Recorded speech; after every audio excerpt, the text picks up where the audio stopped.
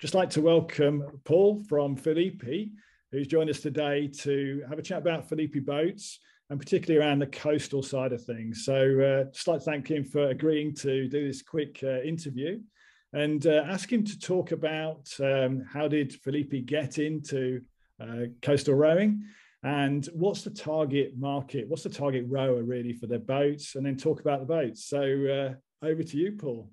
That's brilliant. Well, first of all, thank you, Tim. If I just sort of pick up on the first of those questions, which is how did Filippi get into coastal? Actually, Filippi's been coastal quite a long time. Way back in sort of 2011-12, we started to think about how we might develop out from our fine river boats and our training boat fleet.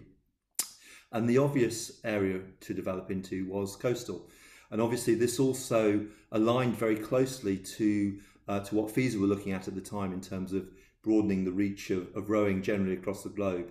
The other thing that's worth saying is actually Filippi as a boatyard is based down in Donaratico, which is actually on the coast. It's about 1 kilometre from the coast. So there's quite a natural fit there to effectively sea and coastal rowing. And obviously they run the regattas each year in that area.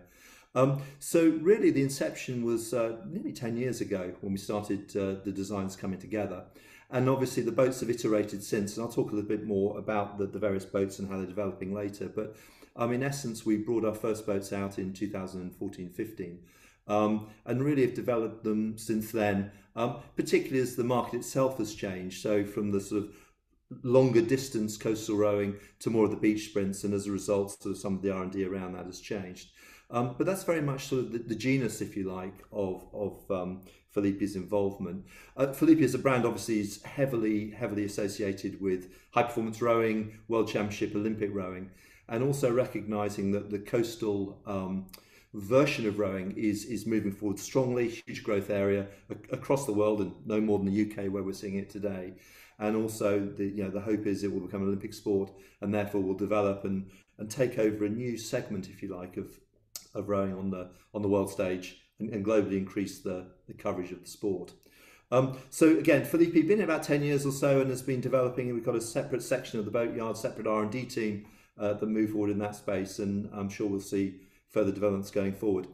In terms of that second question you had around the target market, so Filippi, as I mentioned, its heritage, its brand has very much been in the high performance end of river rowing.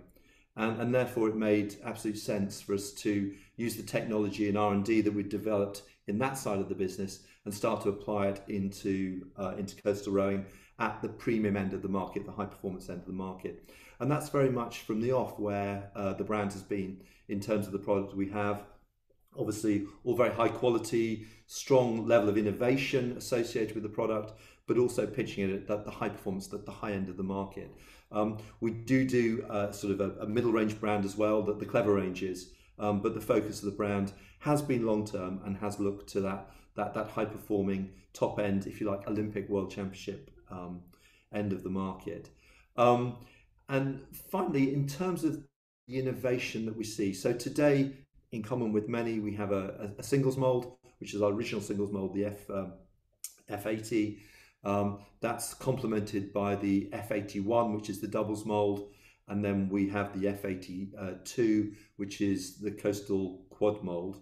All three have been around a while. All three have seen development over that time. So if we look at, say, a 2015-16 boat, particularly say a double, that has evolved to the boat we see today. And obviously, as FISA's own regulations have changed on that, we've adjusted the range to suit. However, there's also some learnings that we've taken along the way. We've worked with a whole range of different people to develop and improve the boat. And we see now, for example, we've moved on to the F83, which is the next version of our single scull. We will be bringing out an F84, which will be a beach sprints version of the boat for that particular market, obviously with different design features around it. But also we recognise that R&D and innovation is really key in this space. And as the sport evolves, as how people embrace it and take it forward, there is innovations and learnings that we can bring to play. So a lot of the R&D we're doing at the moment isn't just around the shape of the boats, it's around the materials that we use, and also most particularly it is to do with the sort of the features within the boat as well. So a lot of the original uh, pieces, parts we had came directly from performance, high performance river rowing.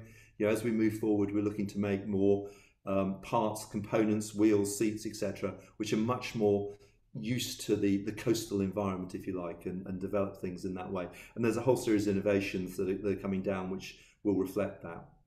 Hopefully that sort of covers the three main areas. Is there any sort of supplemental questions that you want to come on to?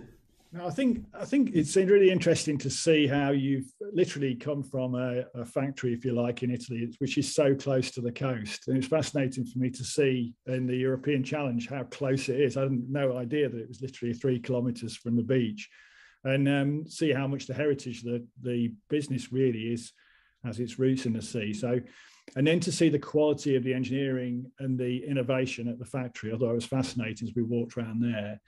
I think it's interesting to see how, whether you think that these sort of developments are cul-de-sacs, where we go down a cul-de-sac, or whether they're an evolution. I guess it's an interesting, because I guess people who are buying the boats are going to ask this question about, are we on a sort of an evolution that's staging itself along, or is it something we've got to go back to go forwards, if you know what I mean? So that's a bit of an abstract question, but how do you? No, really good question as well. Actually, that ties back to a lot of sort of the river heritage.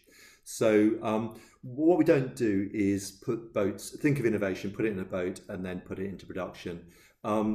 As you would really expect, I guess, there's huge amounts of testing that go on. Perhaps we might give it to a particular customer or federation to try and to give us feedback on. I'm thinking about, for example, if we take sort of the river boat heritage, some of the things around reverse carbon wings, some of the things associated with the development of, say, the stretcher and the shoes. They went through a whole bunch of iterations internally, not just with the R&D team, but also to selective clients, to test, in some cases to destruction, what was done before we make a considered view that we want to move forward with something. So, I mean, in terms of the production of the boat for an individual, of course we can, deliver customization as to how an individual customer would want the boat to be. But by the same token, what we insist on doing is everything that is put into the boats is absolutely tried and tested before we move forward with it. And that's been the case with river rowing for the last 40 years. It's absolutely the case with coastal as well. And I noticed this year that there's a promotion on the beach centre that's nearby for people to go and train in the boats and try the boats out. How do you see that working? Do you think that are people taking you up on those offers to come along and do some training locally and try the boats? That's really important. It actually ties all the way back to the point you mentioned about the beach being so close to the yard. It's ironic, actually. I think the first time I went down to Filippi was to buy a riverboat in 1990. And at the time, I remember asking them, said, well, I'd like to try it when I'm down there before I make the drive back to the UK. Is there a lake around there I can try it on? And the answer was no, but we've got the sea. And it's only another 10, 20 years after that they actually sort of put the coastal arena in. But yeah, it's really important. And you mentioned that there's that ability to also see the boats being built at the yard, which is only a couple of kilometres from the beach. But also I think just reflects the wider obligation, if you like, on Filippi in this instance, and some of the boat builders in general who are building coastal boats. It is a growing sport. It does need support to do that. And having such a great facility as a beach, as the Mediterranean Sea right next to you, I'd almost pose the question, why would we not do that? Because not only does it allow us to showcase the product, it also allows people to experience coastal rowing in perhaps a more, say, benign environment. It's not quite sort of the UK or dare I say it, parts of Northern Europe in the middle of winter. It's a much more nice environment to get involved in. So we are seeing a lot of take up. It's something which I think COVID has slightly affected how much people can travel and would want to do it. But the bases are all there. There's the yard, there's the boats, there's some great hotels, places to stay around there, and there's a great environment to do it in. And for people to be supported in either trying the sport or developing their own abilities in the sport, or indeed, when we look to LA perhaps in 2028, you know, that ability for more high performance crews to come down and use that facility in the same way in river rowing today they might use Sabaudia or Varese Yeah. or Seville or any of the courses across Europe. Yeah. And certainly from what we saw when we were there, we were impressed, I think, with the locale's a really nice place to be. The beach is nice and the food's great. And the area is really pleasant as well to travel around when you're not on the water. Really great place to be. And It is, and just to add to that as well, is that ability to cross train. So you know the number of people who have gone down there and done you know, some cycling as well, or indeed have taken their families down there. You know, rode through the morning. It's a 2-hour drive to Rome. It's an hour up to Pisa. It's 45 minutes to Siena. Just from a cultural perspective as well, if that's what you're looking for, as well as your rowing, yeah, there's a great balance of things to do. Yeah, yeah. And taking your point about the boats are aimed at the high end and they're evolving, and there are new models coming out. Do you see that the models will get to a point where you've always got the best model that's on the market?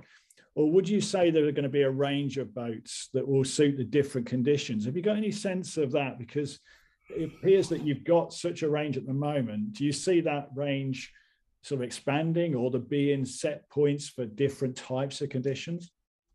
Potentially, yes. And I'd just take my experiences on the river side as well. If we looked at the way the yard has developed its river boats, its moulds, obviously all the pieces that go into that over a long period of time, what we found that as time has gone by, the moulds have become more niche. You don't just have, you know, a heavyweight sculling boat at the moment and a lightweight one. You have essentially 7 or 8 different moulds, and that is to suit different weights, different power curves, and it's also to suit different conditions.